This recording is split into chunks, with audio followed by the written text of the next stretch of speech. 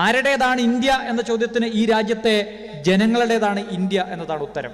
മറ്റു ചില രാജ്യങ്ങളിൽ അങ്ങനെയല്ല. പാർലമെന്റിന് ഭരണഘടന ഭേദഗതി ചെയ്യാൻ മാത്രമല്ല, എല്ലാ തീരുമാനങ്ങളും അതിൻ്റെ അടിസ്ഥാന സ്ട്രക്ചർ തന്നെയും മാറ്റിക്കളയാൻ അധികാരമുള്ള പാർലമെന്റുകൾ ഈ ലോകത്തെ പല രാജ്യങ്ങളിലുമുണ്ട്. ഭരണാധികാരികൾക്ക് എല്ലാ സംഗതികളും തച്ചുടച്ചുകൊണ്ട് തങ്ങളുടെ ഇഷ്ടപ്രകാരം നിർവഹിക്കാനുള്ള അധികാരം കൊടുക്കുന്ന മറ്റു ചില രാജ്യങ്ങളുമുണ്ട്. ഈ രാജ്യം അങ്ങനത്തെ രാജ്യമല്ല. ഈ രാജ്യം എങ്ങനെയുള്ള രാജ്യമാണ് എന്ന് ചോദിക്കാൻ, എന്ന് തീരുമാനിക്കാൻ, ദീർഘകാലത്തേക്ക് ഓടാൻ നമ്മളൊരു ഭരണഘടന ഉണ്ടാക്കിയപ്പോൾ ആ ഭരണഘടനയിൽ പറഞ്ഞത് ഈ രാജ്യം ഈ രാജ്യത്തെ ജനങ്ങളുടേതാണ്. We the people of India having solemnly resolve to ourselves എന്ന് തുടങ്ങുന്ന ഭരണഘടനയുടെ പ്രിയാമ്പിൾ തുടങ്ങിയത് അങ്ങനെയാണ്. അതുകൊണ്ടാണ് ഈ രാജ്യം ഈ രാജ്യത്തെ ജനങ്ങളുടേതാണ് എന്ന് പറയുന്നത്. സർക്കാരൊക്കെ അതിൻ്റെ താഴെയാണ്. പാർലമെന്റ് അതിൻ്റെ താഴെ, ജുഡീഷ്യറി അതിൻ്റെ താഴെ, എക്സിക്യൂട്ടീവ് അതിൻ്റെ താഴെ. ഈ രാജ്യത്തെ ജനങ്ങളാണ് ഏറ്റവും മുകളിൽ. അതിനു മുകളിൽ ഭരണഘടന. ഭരണഘടനയ്ക്ക് കീഴിൽ എല്ലാ മനുഷ്യരും തുല്യർ, സമം അവകാശമുള്ള ആളുകൾ. പ്രധാനമന്ത്രിക്കും പ്രസിഡന്റിനും എനിക്കും നിങ്ങൾക്കും രണ്ടധികാരവും രണ്ടവകാശവുമില്ല. അപ്പൊ നിങ്ങൾ ചോദിക്കും, പ്രധാനമന്ത്രിക്ക് നമ്മളെക്കാൾ അവകാശമില്ലേന്ന്, അധികാരങ്ങളില്ലേന്ന്? തീർച്ചയായിട്ടും ഉണ്ട്. ആ അധികാരങ്ങൾ അദ്ദേഹം ആ കസേരയിൽ ഇരിക്കുന്ന കാലത്ത് ഈ രാജ്യത്തെ ഭരണഘടന മുന്നോട്ട് വയ്ക്കുന്ന എല്ലാ മനുഷ്യരുടെയും മൗലികാവകാശങ്ങൾ സംരക്ഷിക്കുന്നതിനും അവർക്ക് വേണ്ട കാര്യങ്ങൾ ചെയ്തു കൊടുക്കുന്നതിനും ഉള്ള അധികാരമാണ്. നമ്മളൊരാളെ ഒരു പണി ഏൽപ്പിച്ചാൽ, നമ്മുടെ വീട്ടിലെ പണി ഏൽപ്പിച്ചാൽ നമ്മൾ വീടിന്റെ താക്കോല് കൊടുക്കും. ആ പണി തീരുന്നത് വരെ അദ്ദേഹത്തിന് ആ വീട്ടിൽ കയറുകയും ഇറങ്ങുകയും ഒക്കെ ചെയ്യാം എന്ന് പറയുന്നത് പോലെ ഈ രാജ്യത്തെ നമ്മൾ കാലാകാലങ്ങളിൽ ചില ആളുകളെ ഏൽപ്പിക്കും, അവർക്ക് ചില അധികാരങ്ങൾ കൊടുക്കും. അത് ആ പണി ചെയ്യുന്നതിന് വേണ്ടിയാണ് എന്ന് ഭരണഘടന വായിക്കുന്ന മുഴുവൻ മനുഷ്യർക്കും മനസ്സിലാവും. ആ അധികാരങ്ങൾക്ക് അപ്പുറത്ത് എനിക്കും നിങ്ങൾക്കും തുല്യാവകാശം, തുല്യത. രാജഭരണ കാലത്തുണ്ടായിരുന്നത് പോലെ രണ്ടു തരം മനുഷ്യർ ഈ രാജ്യത്തുണ്ടാകാൻ പാടില്ല എന്ന് ഭരണഘടന പറയുന്നു. എല്ലാ മനുഷ്യരുടെയും വോട്ടിന് ഒരേ മൂല്യം, എല്ലാ മനുഷ്യർക്കും വോട്ട്. എന്താ വ്യത്യാസമുള്ളത്? ആവിഷ്കാര സ്വാതന്ത്ര്യത്തിന്റെ പേരിൽ എനിക്ക് ഇവിടെ നിന്നുകൊണ്ട് ഈ രാജ്യത്തിന്റെ പ്രധാനമന്ത്രി ഈ രാജ്യത്തോട് നുണ പറയുന്നു, അതുകൊണ്ട് ഈ രാജ്യത്തിന്റെ പ്രധാനമന്ത്രി നുണയനാണ് എന്ന് പറയാനുള്ള ആവിഷ്കാര സ്വാതന്ത്ര്യമുണ്ട്. മെക്കിട്ട് കയറാനുള്ള സ്വാതന്ത്ര്യമല്ല, അയാളെ ഡിഫെയിം ചെയ്യാനുള്ള സ്വാതന്ത്ര്യമല്ല. പക്ഷേ ഏറ്റവും ഫെയർ ആയിട്ടുള്ള, ഏറ്റവും സത്യസന്ധമായിട്ടുള്ള വിമർശനം ഉന്നയിക്കാനുള്ള അവകാശം ഈ രാജ്യത്തെ ഓരോ പൗരനുമുണ്ട്. ഇതെല്ലാം ഈ ഭരണഘടന മുന്നോട്ട് വയ്ക്കുന്ന സമത്വത്തിൻ്റെയും സാഹോദര്യത്തിൻ്റെയും മൂല്യങ്ങളാണ്. ഹിന്ദുവിനും ക്രിസ്ത്യനും മുസൽമാനും ഒക്കെ തങ്ങളുടെ മതം വിശ്വസിക്കുമ്പോൾ തന്നെയും അന്യമതത്തോട് ബഹുമാനം നിലനിർത്തിക്കൊണ്ട് മുന്നോട്ട് പോകാനുള്ള സാഹോദര്യത്തിൻ്റെ സന്ദേശം. അതിൻ്റെ കടക്കലാണ് BJP ഗവൺമെൻറ് ഇപ്പോൾ കത്തിവെച്ചിരിക്കുന്നത്. അതുകൊണ്ടാണ് ഈ രാജ്യത്ത് CAA പാസ്സായപ്പോൾ ഇത് മതേതരത്വത്തിൻ്റെ ലംഘനമാണ്, ആർട്ടിക്കിൾ 14 മനുഷ്യർ എല്ലാവരും ഈ നാട്ടിലെ നിയമത്തിൻ്റെ മുമ്പിൽ തുല്യരാണ് എന്ന് പറയുന്നതിനെതിരാണ് എന്ന് പറഞ്ഞത്. ഇത് BJPക്ക് അബദ്ധം പറ്റിയ ഒരു നിയമമല്ല. മറ്റ് പല ഗവൺമെന്റുകൾക്കും നിയമം പാസാക്കിയപ്പോൾ ചില അബദ്ധം പറ്റിയതുപോലെ ഈ രാജ്യത്തെ സർക്കാരിന് പറ്റിയ ഒരു അബദ്ധമല്ല. അത് എന്തുകൊണ്ടാണെന്ന് മനസ്സിലാകണമെങ്കിൽ BJP ഗവൺമെന്റ് പൗരത്വ നിയമത്തിൽ കൊണ്ടുവന്ന നിരവധിയായിട്ടുള്ള ഭേദഗതികൾ നമ്മളൊന്ന് പരിശോധിച്ച് നോക്കണം. ആദ്യമായിട്ടല്ല BJP ഈ രാജ്യത്ത് അധികാരത്തിൽ വരുന്നത്, ആദ്യമായിട്ടല്ല അവർ ഈ പൗരത്വ നിയമം ഭേദഗതി ചെയ്യുന്നത്. പക്ഷെ നമ്മൾ ഇവരെ വല്ലാതെ അണ്ടർ എസ്റ്റിമേറ്റ് ചെയ്ത് മനസ്സിലാക്കിയത് കൊണ്ട് നമ്മൾ ഇപ്പോഴാണ് ഇതിന്റെ തനിസ്വരൂപം മനസ്സിലായത്. സംഘപരിവാർ 1920 മുതൽ പറയാൻ ശ്രമിക്കുന്നത് ഈ രാജ്യത്തെ ഹിന്ദു രാഷ്ട്രമാക്കണം എന്നാണ്. ആ പ്രത്യയശാസ്ത്രം മുന്നോട്ട് വെച്ച VD സവർക്കറാണ് ഇതിന്റെ ഗുരു. ഗാന്ധി വധക്കേസിൽ 9ാം പ്രതി VD സവർക്കർ. ഈ രാജ്യത്തിൻ്റെതാണ് എന്ന് നമ്മൾ കരുതുന്ന എന്തൊക്കെയുണ്ടോ അതിനെ മുഴുവൻ എതിർക്കുന്ന ഒരേ ഒരു സംഘടന ഈ രാജ്യത്തുള്ളൂ, അത് സംഘപരിവാറാണ്, RSS ആണ്. 1920 മുതൽ ഈ രാജ്യത്തിൻ്റെതെന്ന് നമ്മൾ കരുതുന്ന സർവസ്വവും അതിൻ്റെ അഭിമാനപൂരിതമാകുന്ന എല്ലാ സംഗതികളെയും ഉണ്ടാക്കുകയും അന്യരാജ്യ വിദ്വേഷമാണ് ദേശസ്നേഹമെന്ന കള്ളത്തരം ഈ രാജ്യത്തെ പറഞ്ഞു പഠിപ്പിക്കാൻ ശ്രമിക്കും. ഒറിജിനൽ പഞ്ചാബ് പ്രവിശ്യയും സിന്ധ് പ്രവിശ്യയും പാകിസ്ഥാനിലാണ്. അങ്ങനെ പാകിസ്ഥാനിലെ പഞ്ചാബ്, സിന്ധ് കഴിഞ്ഞ് ഗുജറാത്ത്, മറാഠ, ദ്രാവിഡ, ഉത്കല, വങ്ക എന്ന് ബംഗാൾ വരെ എത്തി നിൽക്കുന്ന മാല പോലെയുള്ള പ്രദേശങ്ങളെ നോക്കി നമ്മുടെ ദേശീയഗാനം ഇന്നും പാടുകയാണ്. വെട്ടിമുറിക്കപ്പെട്ട ഒരു രാജ്യം 2 രാജ്യങ്ങളായി വെട്ടിമുറിച്ചിട്ട് പോലും നമ്മുടെ ദേശീയഗാനത്തിൽ നാം ദേശസ്നേഹത്തോടൊപ്പം ചേർത്ത് വയ്ക്കുന്നത് ഭാരതത്തിൻ്റെ ഒറിജിനൽ ഓർമ്മകളെയാണ്. അത് ദേശവിരുദ്ധതയല്ല, അതാണ് ദേശസ്നേഹം. അത് പക്ഷേ സംഘപരിവാറിന് പറ്റില്ല.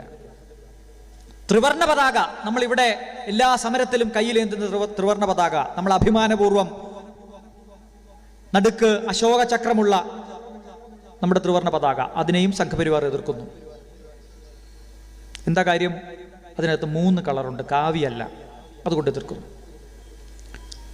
ഇന്ത്യയുടെ എല്ലാ തരത്തിലുള്ള സാംസ്കാരിക വൈവിധ്യങ്ങളും ആ കൊടിക്കകത്തുണ്ട്, അതുകൊണ്ട് ഞങ്ങൾ എതിർക്കുന്നു. പിന്നെ ലോകം ആദരിക്കുന്ന നമ്മുടെ മഹാത്മാഗാന്ധിജിയാണ്. അമേരിക്കയിൽ പോയാൽ നിങ്ങൾക്ക് MG റോഡ് കാണാം. എറണാകുളത്തെ പോലെ നിങ്ങൾക്ക് അമേരിക്കയിൽ പോയാൽ നിങ്ങൾക്ക് MG റോഡ് കാണാം. നിങ്ങൾക്ക് യൂറോപ്പിലെ പ്രധാനപ്പെട്ട രാജ്യങ്ങളിൽ സന്ദർശിച്ചാൽ നിങ്ങൾക്ക് അവിടെ മഹാത്മാഗാന്ധിയുടെ പ്രതിമ കാണാം. ജനീവയിൽ ഐക്യരാഷ്ട്രസഭയുടെ ആസ്ഥാനത്ത് പോയാൽ അവിടെ കാണാവുന്ന 2 പ്രതിമകളിൽ ഒന്ന് മഹാത്മാഗാന്ധിയുടെയാണ്. മഹാത്മാഗാന്ധിയുടെ ജന്മദിവസം ലോകമെമ്പാടും 120-ലധികം രാജ്യങ്ങളിൽ ഐക്യരാഷ്ട്രസഭ സമാധാനത്തിന്റെ, അഹിംസയുടെ ദിനമായി ആചരിക്കുന്നത് ആ ഗാന്ധിജിയോടുള്ള ബഹുമാനം കൊണ്ടാണ്. ആ ഗാന്ധിജിയെ വെടിവെച്ചു കൊന്നത് സംഘപരിവാറാണ്. ഗോഡ്സെ എന്നത് ഒരു തോക്കായിരുന്നില്ല. ഗോഡ്സെ എന്നത് VD സവർക്കർ എന്ന തോക്കിൽ നിന്ന് പോയ ഒരു വെറും ഉണ്ട മാത്രമായിരുന്നു എന്ന് കഴിഞ്ഞ മാസം പ്രസിദ്ധീകരിച്ച ഒരു മലയാള പുസ്തകത്തിൽ അതിമനോഹരമായ ഒരു രാഷ്ട്രീയ വാക്യം ഞാൻ വായിച്ചു. PN ഗോപികൃഷ്ണന്റെ പുസ്തകത്തിൽ. സത്യമല്ലേ? കപൂർ കമ്മീഷൻ മുമ്പാകെ ഗോഡ്സെ കൊടുത്ത മൊഴികൾ, കേസിന്റെ വിചാരണ മൊഴികൾ മുഴുവൻ പരിശോധിച്ചിരുന്നപ്പോൾ പുസ്തക രൂപത്തിൽ ലഭ്യമാണ്. വായിച്ചു നോക്കുമ്പോൾ നമ്മൾ ഞെട്ടും. നമ്മളൊക്കെ തെറ്റിദ്ധരിച്ചതുപോലെ, പലരും തെറ്റിദ്ധരിച്ചിരിക്കുന്നത് പോലെ, മഹാത്മാഗാന്ധിയെ കൊന്നത് പാകിസ്ഥാൻ രൂപീകരിച്ചതിന് ശേഷം 55 ലക്ഷം രൂപ വാക്ക് കൊടുത്തത് പറഞ്ഞു കൊടുക്കണം എന്ന് വാശി പിടിച്ചതിന്റെ പേരിലോ നിരാഹാരം കിടന്നതിന്റെ പേരിലോ അല്ല. ഗോഡ്സെ പറയുന്നുണ്ട് എങ്ങനെയാ കൊന്നതെന്ന്. ഈ രാജ്യത്തെ ഹിന്ദുക്കളെ സംഘടിപ്പിച്ച് മറ്റ് മതസ്ഥർക്കെതിരെ ആയുധമെടുക്കാൻ പ്രേരിപ്പിക്കാൻ ഹിംസാത്മകമായ ഒരു ഹിന്ദുത്വ രാജ്യം കെട്ടിപ്പടുക്കാൻ ശ്രമിച്ചപ്പോൾ അഹിംസ കുത്തിവെച്ച് ആ ഹിന്ദുത്വത്തെ തകർത്തത് മഹാത്മാഗാന്ധിയാണ്. മഹാത്മാഗാന്ധിയാണ് ഹിന്ദുക്കളെ അഹിംസാവാദികളാക്കിയത്. ഇതാണ് ഗാന്ധിക്കെതിരായി ഗോഡ്സെ പറയുന്ന ഒന്നാമത്തെ കുറ്റം. ആ ഗോഡ്സെയും ആപ്തയും കൂടി ഗാന്ധിയെ കൊല്ലാൻ വേണ്ടി തോക്ക് പോയി ഒരു ജനുവരി 30-ന് വെടിവെച്ച് കൊല്ലുന്നു. അതിന് 8 ദിവസം മുമ്പ് കൊല്ലാൻ തീരുമാനിച്ചു ഒരു ക്ഷേത്രത്തിൽ വെച്ച്. നടന്നില്ല, കാരണം കയ്യിലുള്ള തോക്ക് മതിയാവുമായിരുന്നില്ല. പ്ലാനിങ് പോരായിരുന്നു. ബോംബെയിൽ പോയി VD സവർക്കറിനെ കണ്ടു. സവർക്കറിന്റെ അനുഗ്രഹാശിസ്സുകളോടുകൂടി പുതിയ തോക്കുമായി ഗാന്ധിയെ കൊല്ലാൻ വന്നു. ഗാന്ധിയെ കൊന്നു. VD സവർക്കർ പ്രതിയായി ഗാന്ധി കൊലക്കേസിൽ. നിങ്ങൾ ആലോചിച്ച് നോക്കണം. ആ VD സവർക്കറിനെ പിന്നെ നമ്മൾ കാണുന്നത് BJP ഗവൺമെന്റ് ആദ്യമായി അധികാരത്തിൽ വന്നപ്പോൾ പാർലമെന്റിന്റെ സെൻട്രൽ ഹാളിൽ എവിടെയാണോ ഗാന്ധിജിയുടെ ചിത്രം നമ്മളെ നോക്കി ചിരിക്കുന്നത് അതിന് നേരെ ഓപ്പോസിറ്റ് VD സവർക്കറിന്റെ പടം ഇവർ വെക്കുകയാണ്. 6 തവണ പരസ്യമായി മാപ്പെഴുതി കൊടുത്ത് ഞാൻ മാത്രമല്ല എൻ്റെ അനുയായികൾ പോലും നിങ്ങൾക്ക് വിടുപണി ചെയ്തു കൊള്ളാം എന്ന് ബ്രിട്ടീഷ് സാമ്രാജ്യത്തോട് മാപ്പെഴുതി കൊടുത്ത VD സവർക്കറിന്റെ പാരമ്പര്യം. ഇവർ ഈ രാജ്യത്തെ ഇങ്ങനെ തച്ചു തകർക്കുന്നത് എന്തിനാണ് ഇങ്ങനെ നശിപ്പിക്കുന്നത് എന്ന് നമ്മൾ ആലോചിച്ച് നോക്കും. നോട്ട് നിരോധനം മുതൽ സാമ്പത്തിക തകർച്ച മുതൽ ഇങ്ങോട്ട് ഈ രാജ്യത്തെ ഈ കാളക്കൂറ്റൻ പിഞ്ഞാണക്കടയിൽ കയറിയതുപോലെ എന്ന മട്ടിൽ ഈ ഗവൺമെന്റ് ഇങ്ങനെ നശിപ്പിച്ചുകൊണ്ടിരിക്കുകയാണ്. ആളുകൾ ചോദിക്കുക, ഈ രാജ്യത്തെ ഇങ്ങനെ നശിപ്പിക്കുമോ ഏതെങ്കിലും ഒരാളുകൾ, മറ്റേതെങ്കിലും ആളുകൾ? ഈ രാജ്യം കെട്ടിപ്പടുത്തതിന്റെ ചോരയിലും വിയർപ്പിലും ഒരു തുള്ളി ചോരയോ ഒരു തുള്ളി വിയർപ്പോ ഇല്ലാത്ത ആളുകൾക്ക് ഈ രാജ്യത്തെ തകർക്കുന്നതിന് യാതൊരു മനസാക്ഷിക്കുത്തും ഉണ്ടാവേണ്ട കാര്യമില്ല. കാരണം ഈ രാജ്യം അവരുടേതല്ല. അവർ ഈ രാജ്യം കെട്ടിപ്പടുത്തതിൽ ഒരു തുള്ളി രക്തം പോലും പങ്കിട്ടിട്ടില്ല. ബഞ്ച് ഓഫ് തോട്ട്സ് എന്ന പുസ്തകത്തിൽ RSSന്റെ സ്ഥാപകൻ നേതാവ് 2 ചെറുപ്പക്കാർ ഈ രാജ്യത്തെ സ്വാതന്ത്ര്യ സമരത്തിൽ പങ്കെടുക്കാൻ വരുന്നുണ്ട്. അവരോട് സദാശിവ ഗോൾവാക്കർ പറയുന്നു, നിങ്ങൾക്ക് വേറെ പണിയില്ലേ? നിങ്ങൾ എന്തിനാ ഈ സ്വാതന്ത്ര്യ സമരത്തിൽ പോയി പങ്കെടുക്കുന്നത്? ഞാൻ തമാശ പറയുന്നതല്ല. കുരുക്ഷേത്ര പബ്ലിക്കേഷൻ ഇറക്കിയ പുസ്തകത്തിൽ പറയുന്നുണ്ട്, നിങ്ങളൊന്ന് വായിച്ചു നോക്കണം. RSS പ്രസിദ്ധീകരിച്ച പുസ്തകമാണ്. നമ്മൾ ആരെങ്കിലും ഇനി കള്ളം പറഞ്ഞൊന്നും വേണ്ട. സ്വാതന്ത്ര്യ സമരത്തിൽ പങ്കെടുക്കാൻ കുടുംബത്തിലെ എല്ലാ ഉത്തരവാദിത്വങ്ങളും നിർവഹിച്ചു വന്ന 2 ചെറുപ്പക്കാരോട് RSSന്റെ സ്ഥാപകൻ പറയാണ്, നിങ്ങൾ വേറെ വല്ല പണിയുണ്ടെങ്കിൽ നോക്ക്, കുടുംബത്ത് പോയിരിക്കെ. അപ്പം അവർ പറഞ്ഞു, ഞങ്ങൾ 2 വർഷത്തേക്ക് കുടുംബത്തേക്ക് വേണ്ട എല്ലാ കാര്യങ്ങളും ചെയ്തു വെച്ചിട്ടാണ് സ്വാതന്ത്ര്യ സമരത്തിൽ പങ്കെടുക്കാൻ വരുന്നത്. അത് ശരി, നിങ്ങൾക്ക് 2 വർഷത്തേക്ക് വീട്ടിലുള്ള എല്ലാ ഉത്തരവാദിത്വം കഴിഞ്ഞു. അങ്ങനെയാണെങ്കിൽ നിങ്ങൾ സംഘപരിവാറിന് വേണ്ടി പ്രവർത്തിക്കൂ. എന്തിനാ ബ്രിട്ടീഷുകാർക്കെതിരെ സമരം ചെയ്യുന്നത്? ബ്രിട്ടീഷുകാർ ഈ രാജ്യം ഭരിച്ചുകൊണ്ട് എന്താ കുഴപ്പം? ഈ രാജ്യസ്നേഹം നമ്മളെ പഠിപ്പിക്കുന്ന ആളുകളുടെ പുസ്തകമാണ്, അവരുടെ ആശയമാണ്. അവർ 200 വർഷത്തിലധികം ഈ രാജ്യത്തെ കട്ടുമുടിച്ച ദ്രോഹിച്ച ബ്രിട്ടീഷ് സാമ്രാജ്യത്തിനെതിരെ ഒരു കൈപ്പടി പോലും ഒരു സംഗതി പോലും ചെയ്തിട്ടില്ല എന്ന് മാത്രമല്ല, അവർക്ക് വിടുപണി ചെയ്യുന്ന ഒറ്റുകൊടുക്കുന്ന പാരമ്പര്യമാണ് ഈ രാജ്യത്തെ സംഘപരിവാറിൻ്റെത്. അതുകൊണ്ട് അവർ ഈ രാജ്യത്തെ മഹാത്മാഗാന്ധിയുടെ കൊലക്കേസിൽ പ്രതിയായ അയാളുടെ ചിത്രം സെൻട്രൽ ഹാളിൽ സ്ഥാപിച്ചു. ഇന്നിപ്പോ അമിത്ഷായുടെ പത്രസമ്മേളനങ്ങൾ കാണുന്ന നിങ്ങൾക്ക് ചിലർക്കെങ്കിലും കണ്ടു കാണും. അമിത്ഷായുടെയും നരേന്ദ്രമോദിയുടെയും ഓഫീസിൽ പോയിട്ടുള്ള MP-മാർ ഇവിടെ പല വേദികളിലും പ്രസംഗിച്ചിട്ടുണ്ട്. ഗാന്ധിയോടൊപ്പം സവർക്കറുടെ പടവും അവരുടെ മുറികളിലുണ്ട്. ഗോഡ്സെയുടെ പടം എപ്പോൾ കയറും എന്ന് നോക്കിയാൽ മതി. ഗാന്ധിയുടെ ഫോട്ടോ വെച്ച് അതിലേക്ക് നിറയൊഴിക്കുന്ന ചിത്രം നമ്മളിപ്പോഴും കണ്ടുകൊണ്ടിരിക്കുകയാണ്. ഞാൻ അതിൻ്റെ ചരിത്രത്തിലേക്കൊന്നും പോകുന്നില്ല, ഇവിടെ ഇനിയും ആളുകൾ സംസാരിക്കാനുണ്ട്. ഈ നിയമം എത്രമാത്രം അപകടമാണ് എന്ന് മാത്രം പറഞ്ഞുകൊണ്ട് ഞാൻ അതിലേക്ക് തിരിച്ചു വരാം. 5-ാം ആർട്ടിക്കിൾ ഭരണഘടനയിൽ ചേർത്തപ്പോൾ ഇന്ത്യയിൽ ജനിച്ച മുഴുവൻ മനുഷ്യരുടേതും ആണ് ഇന്ത്യ, അതുകൊണ്ട് അവർക്ക് പൗരത്വം നൽകണമെന്ന് ഭരണഘടന പറഞ്ഞു. ഏതാ ഇന്ത്യ? 1935 ബ്രിട്ടീഷുകാരുണ്ടാക്കിയ ഇന്ത്യ, പാകിസ്ഥാനും ബംഗ്ലാദേശും അടങ്ങിയ ഇന്ത്യ. ആ പ്രദേശത്ത് ജനിച്ച മനുഷ്യർ പോലും 1946 ജൂലൈ മാസത്തിന് മുമ്പ് ഇന്ത്യയിലേക്ക് വന്ന്, ഇന്ത്യയുടെ ആ ഘട്ടത്തിലെ ഇന്ത്യയിലേക്ക് വന്ന് താമസിച്ചിട്ടുണ്ടെങ്കിൽ അവർക്ക് പൗരത്വം കിട്ടിയിരിക്കണം എന്ന് പറഞ്ഞു. പാകിസ്ഥാനിൽ നിന്ന് ഇന്ത്യയിലേക്ക് വന്ന കുറച്ച് ആളുകളുണ്ട്, അവരുടെ കാര്യത്തിൽ തർക്കം വന്നു. അവിടെയും സംഘപരിവാർ എതിർത്തു.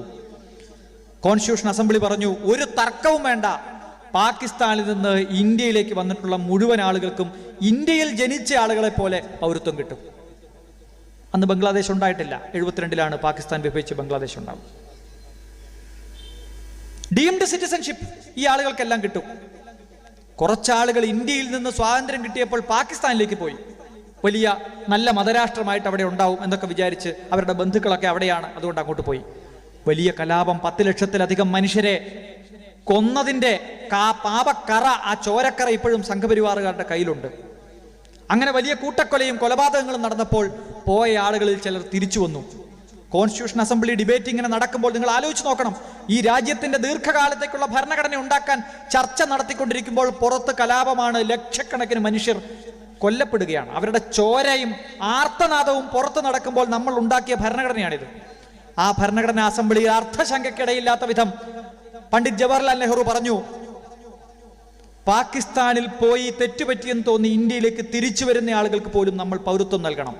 അത് മതാടിസ്ഥാനത്തിലല്ല, അവിടെ നിന്ന് വരുന്ന ആളുകൾക്ക് ഇന്ത്യ ഒരു മാതൃരാജ്യമായി സ്വീകരിച്ച് തുടർന്നും ജീവിക്കാം എന്നുണ്ടെങ്കിൽ വരുന്നവന്റെ മനസാക്ഷി നോക്കി, അവന്റെ വരുന്നതിന്റെ ആവശ്യകത നോക്കി നമ്മൾ അവർക്ക് പൗരത്വം നൽകണം.